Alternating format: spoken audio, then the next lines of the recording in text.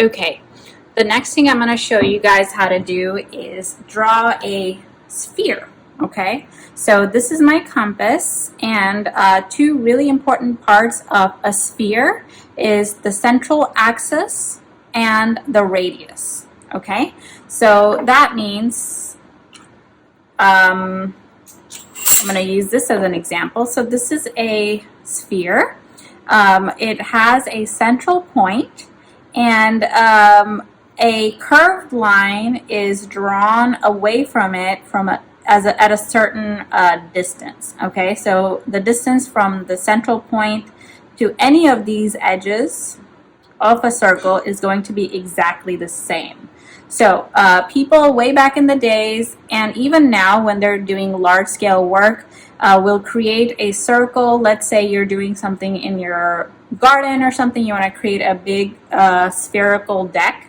What you can do is put a stake right in the middle and then have a string come out of it and go all around that stake. And that the length of the string is actually going to be the radius. Okay, so that's just like a fun fact. All right, so what I want to show you guys is how to use this thing. And they all work kind of the same, but they may have differences. The thing that you really need is you need a sharp point on one end. That is going to be your central axis. And then some sort of a pencil, a pen, or a lead piece of lead on the other side, and that's to draw your circle. Okay, you'll also need a ruler because you want to make sure that you get the radius that you really want to get. Okay, so for example, I want to create a circle that is 4 inches wide, which means that is the diameter of it. So 4 inches would be the diameter. Half of a diameter is radius, so hopefully you remember that from school. So that's going to be 2 inches.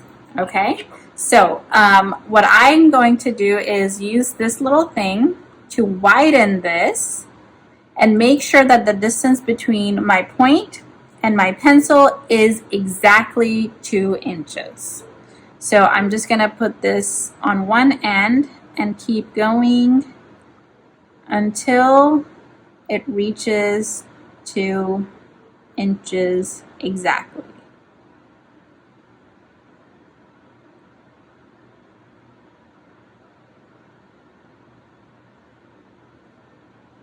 All right, so I have this here. This is designed to be 2 inches.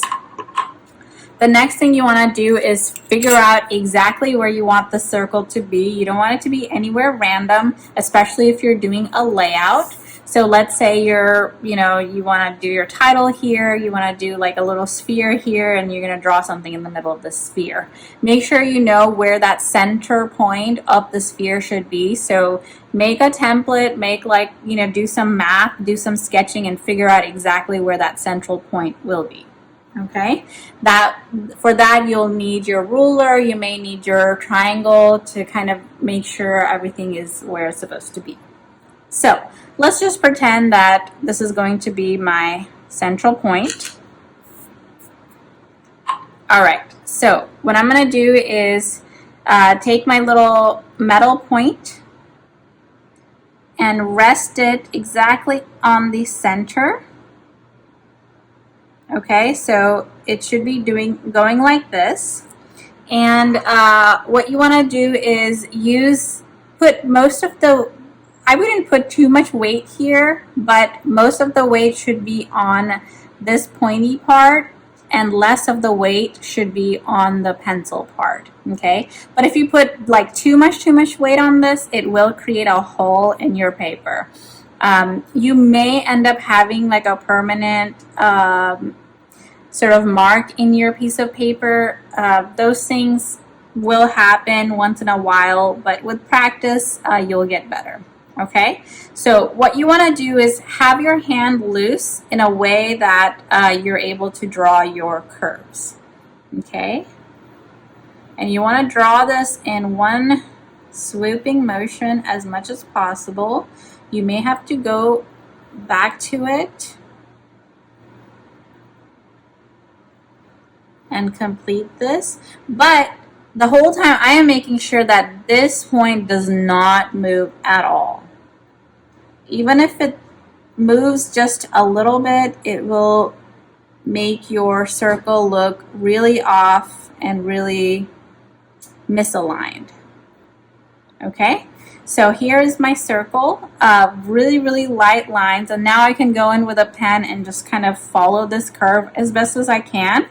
Now there is a point right here.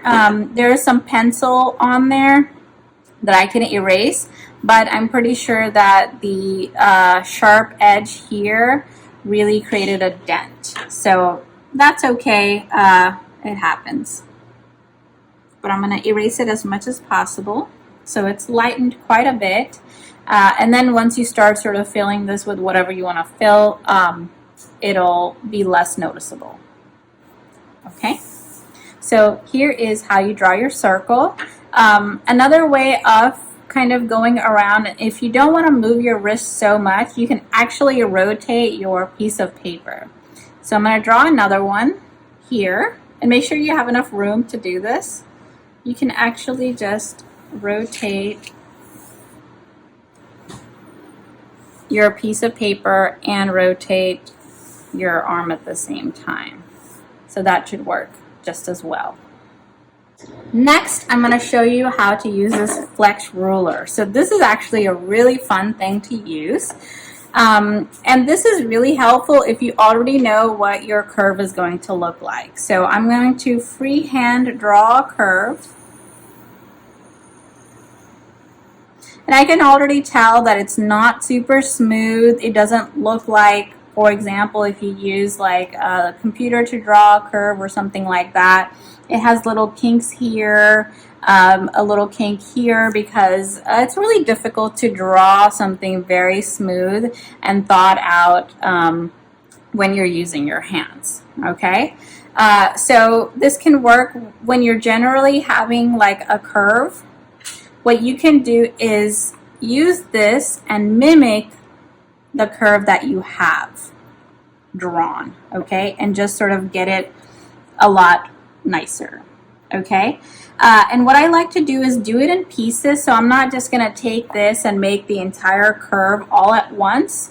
Of course, if it's something a little bit bigger, it might be easier, but this does have like a little bendable metal piece inside, so it'll be hard to get like really small curves, but it'll do.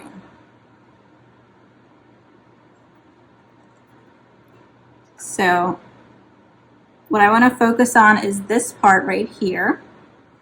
So I'm going to get it exactly like I want it, align it, and then go over it with my pencil. So I'm going to draw it a little bit dark so you guys can see on the camera what I'm doing.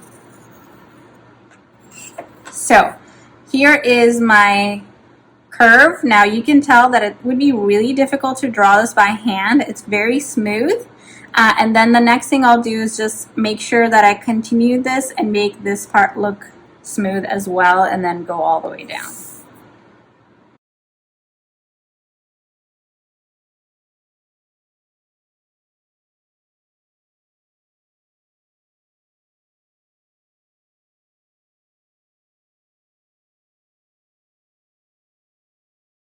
Alright, so here is my super smooth curve. A couple of things you may have noticed, I did mess up at the end. So again, when you're drawing this for your final, it's very important that you draw very light. As you can see that I've gone over with it, but it's really hard to erase some of the older lines, especially if you've pressed hard and made it as dark as I did here. Okay, so this is really fun to work with. Again, a tip that I did forget to mention earlier is that when you're doing a continuous curve like this and you're doing it in pieces, what you want to make sure is that, let's say I first did my curve from here to here, right? So this is how I bent my flex ruler and I drew this line.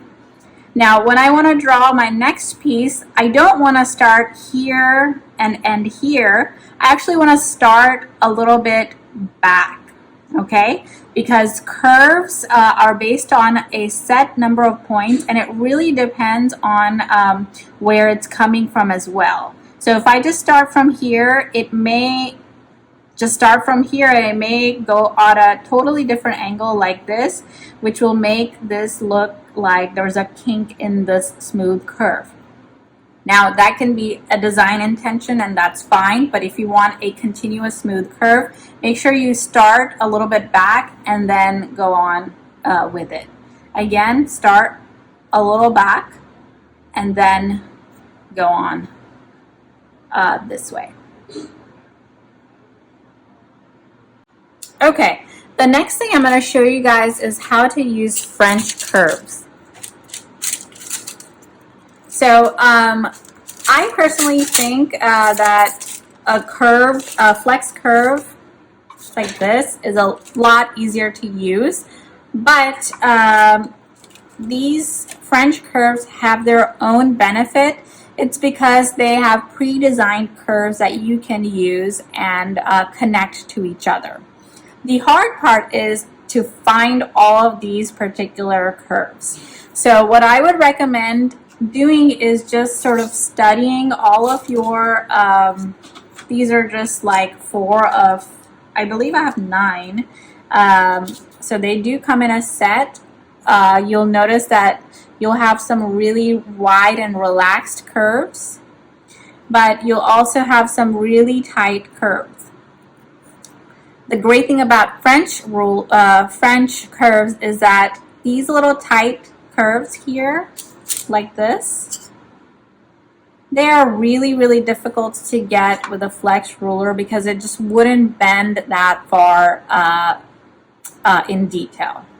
So if you're doing something more in detail, these are really great to do. All right, so the way these works is sort of similar to how this works, but instead of shaping something, you have to find it. Okay, so here's my basic curve. Again, it doesn't look very smooth here. It doesn't look very smooth here. So it's really important that I use the help of either French curves or a flex ruler. But you know, let's do like something that has some detail in it as well. Okay, so I have a little detailed piece right here, and what you really have to do is you have to figure out what matches these as much as possible. Okay, so what you have to do is just kind of like figure out, okay, this is as close as I can get it here. So I'm just going to draw this little part of the curve and straighten that out. And I'm going to go searching for other pieces of curves. So this looks good for this area here.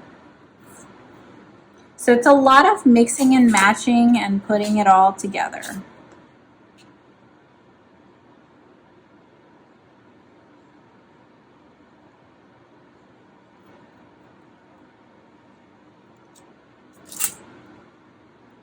So I have a really nice like S shape here. It's kind of hard to see because my sketch line and my final line are kind of the same line weight. So remember, when you're sketching, draw it as light as you can, as long as you can see it. And then your final line, of course, make sure that you know where it is so that it's easy to erase what you don't want.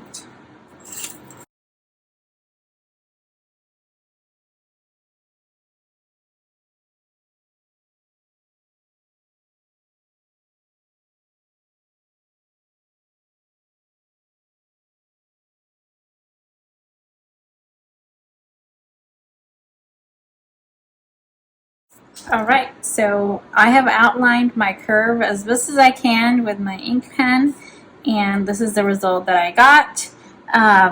on hindsight, what I would have done just to keep it a little bit faster is that if you have both flex rulers and French curves, I would have done the smaller, tighter areas with the French curves and then the rest of the larger area using a flex ruler.